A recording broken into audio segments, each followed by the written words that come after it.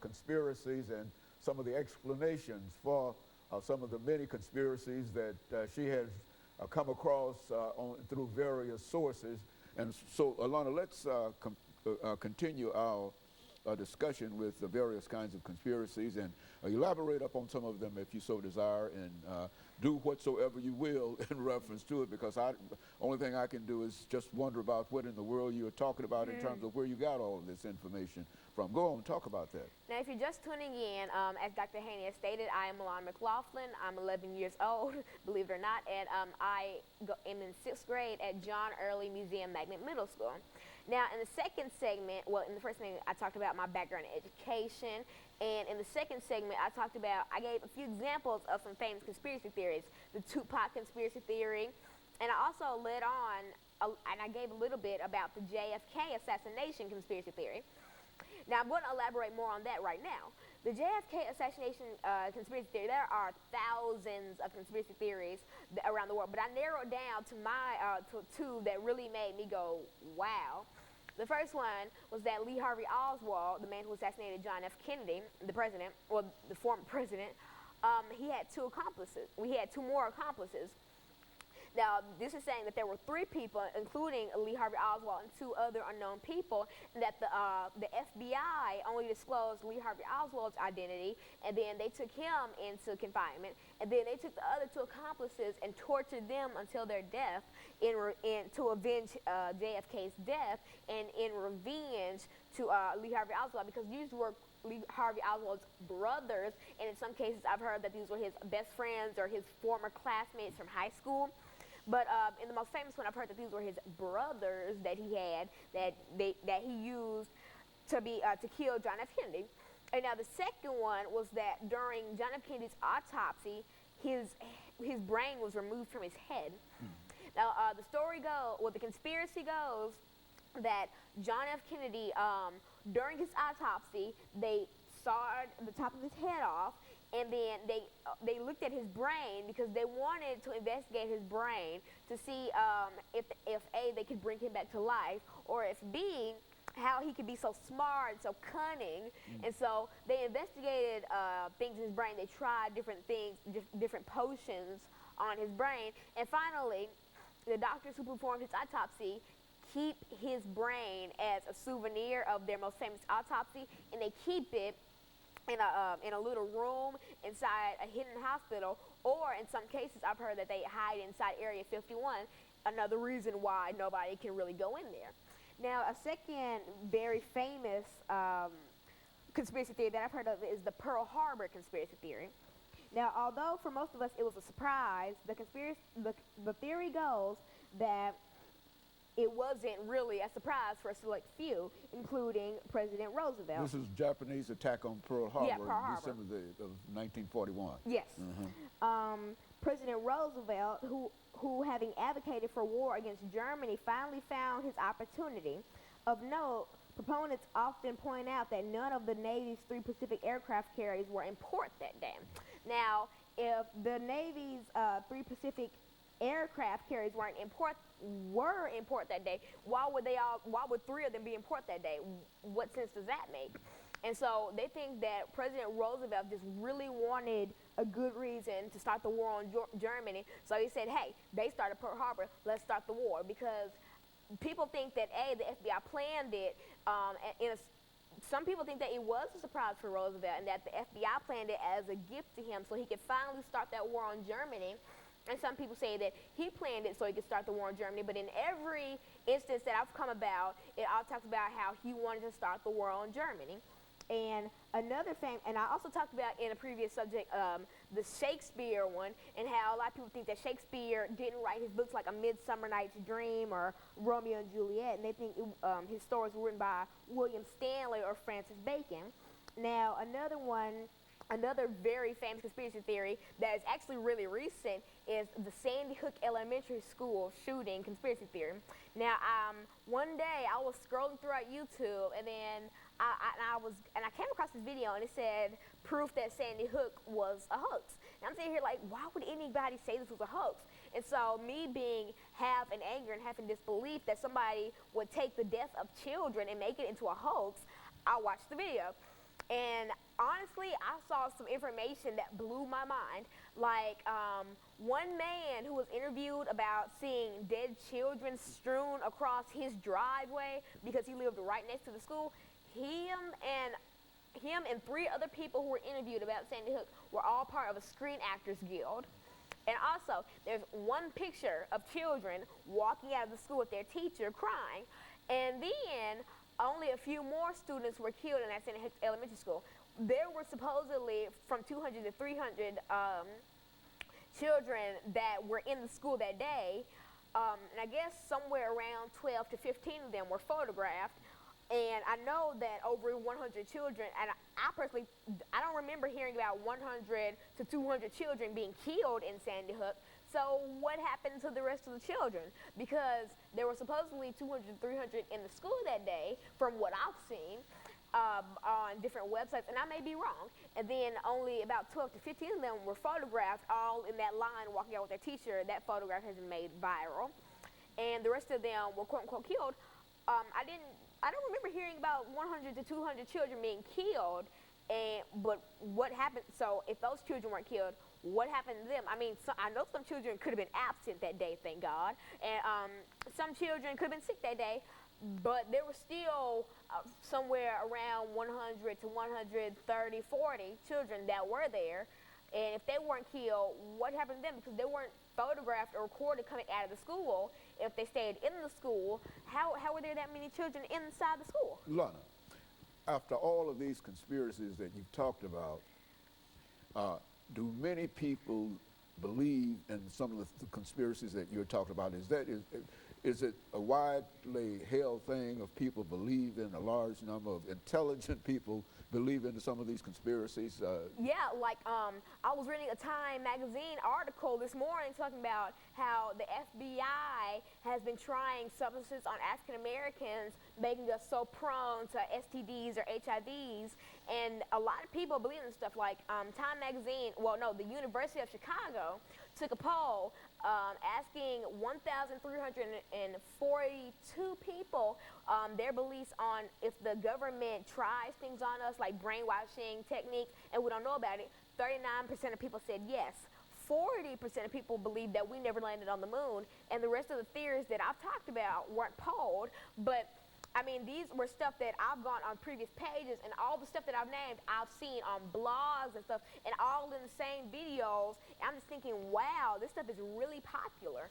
And I've heard of all of these before, but only this time have I really taken the time out to really search and dig into them. And it blew my mind how 40% of Americans believe that we never touched the moon.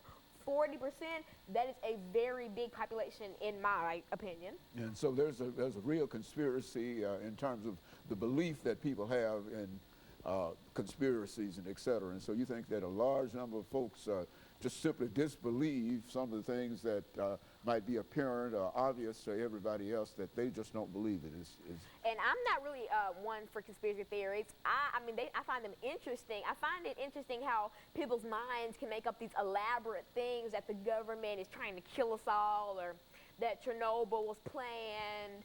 And so yeah, I think this is really interesting.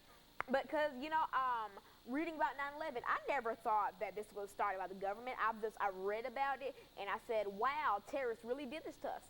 And talking about the Tupac murder, I mean, I never thought twice about it. I mean, I wasn't born to see it because I wasn't alive in the 90s, but I just look at it and I'm like, wow, I just thought he was killed. I never thought that he was still alive or that the government started it. And because in every case that I've seen, except the Shakespeare one and the Jack the Ripper one, it was started by the government. Pearl Harbor, started by the government. Okay, Alana, let me thank you for coming by and giving us that excellent information in reference to some of the major conspiracies and how prone so many folks are to believe in these conspiracies. And I appreciate you indicating that these were some of the conspiracies that you know, but not necessarily your beliefs and et cetera. But I want to thank you for that information. And let me encourage our audience to tune in again next week for another informative edition of Comments. Thank you and good morning.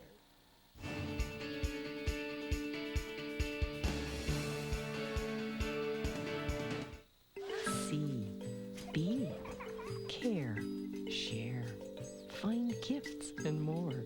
It's your nature. Explore. For the children in your life, visit Nature Explore at arborday.org. I was leaving an ex.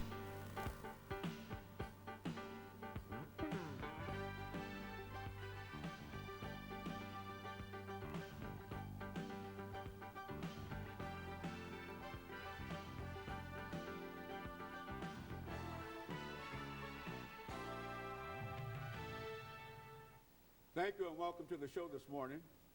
The topic this morning is the African protest movement in America.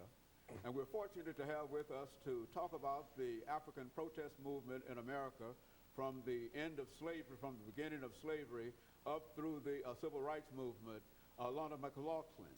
And of course, Alana McLaughlin will give us some information in reference to her background and her education in terms of this particular topic and some of the things that are very, very important. Alana, as we indicated, the topic today is the Black protest movement or the African protest movement in America. And we want to go from the end of slavery, really from the beginning of slavery, up through the civil rights movement. So let's start off by having you to give our audience some information about your background, your education, and perhaps some of the things that were important in terms of bringing you to us this morning.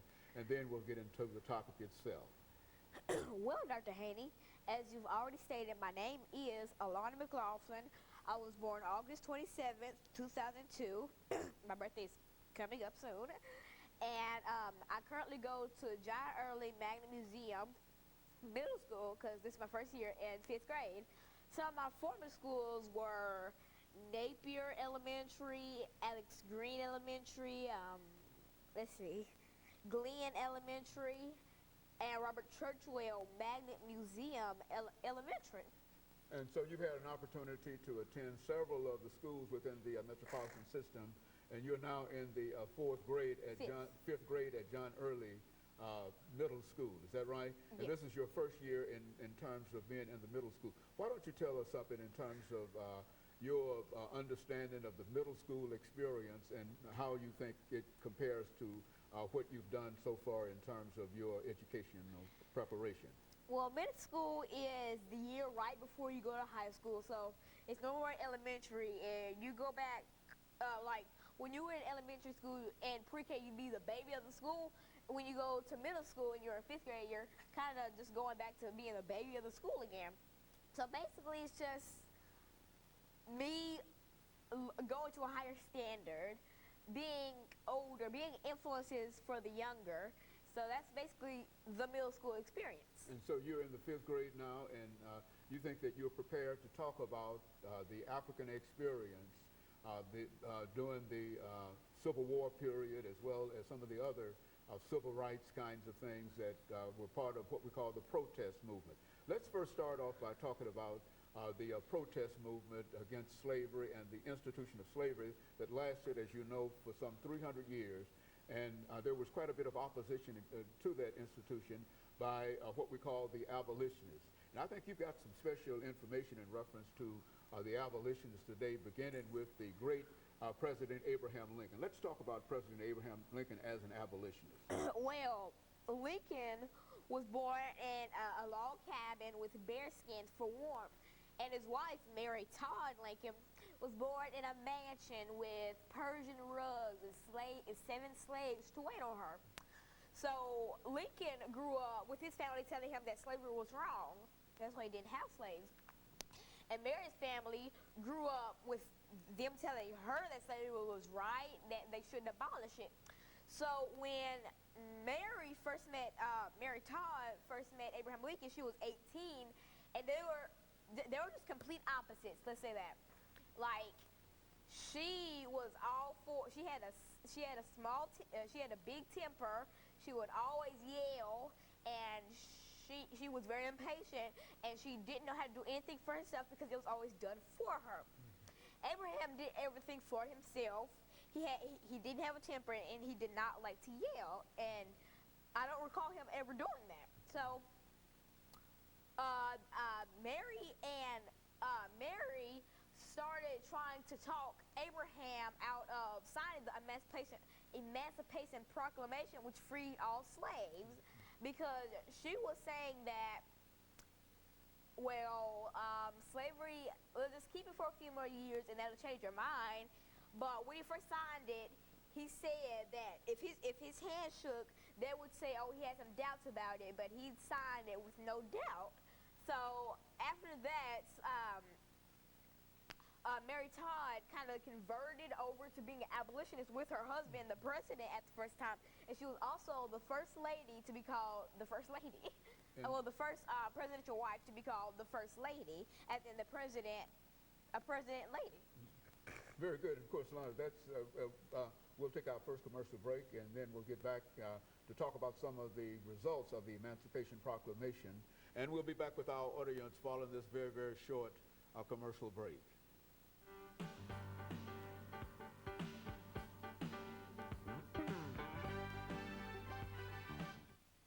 I don't like to go to school hungry. I'm embarrassed that I don't have my lunch. I get tired when I don't eat. Hunger is unkind. Hunger is Second segment of the show for today. We're talking to Alana McLaughlin, and she's giving us some information about the protest movement in America, beginning with the institution of slavery. And she's given us quite a bit of information in reference to President Abraham Lincoln and his wife, Mary Todd, in reference to their attitude about the institution of slavery. And Alana, I think that what you've given us so far would simply allow us to make a statement in reference to these two individuals, Abraham Lincoln and his wife, representing in a real sense the attitude that most white Southerners had in reference to slavery. Not all of them supported slavery, as you indicated in reference to Abraham Lincoln, but some of them did, as you indicated, in reference to Abraham Lincoln's wife. That within the same family, the same kind of attitude that happened in his family probably happened all over. Now let's, after the Emancipation Proclamation, the 13th, 14th, and 15th Amendment, talk about that. What did that really mean to Africans during that period? Well, the Emancipation Proclamation basically said that all slaves throughout the United States were free. So no more shipping them from Africa, Haiti, Uganda, Trinidad, Tobago. No more slavery, basically. So he was basically saying that slavery is now officially illegal. You need to let them free.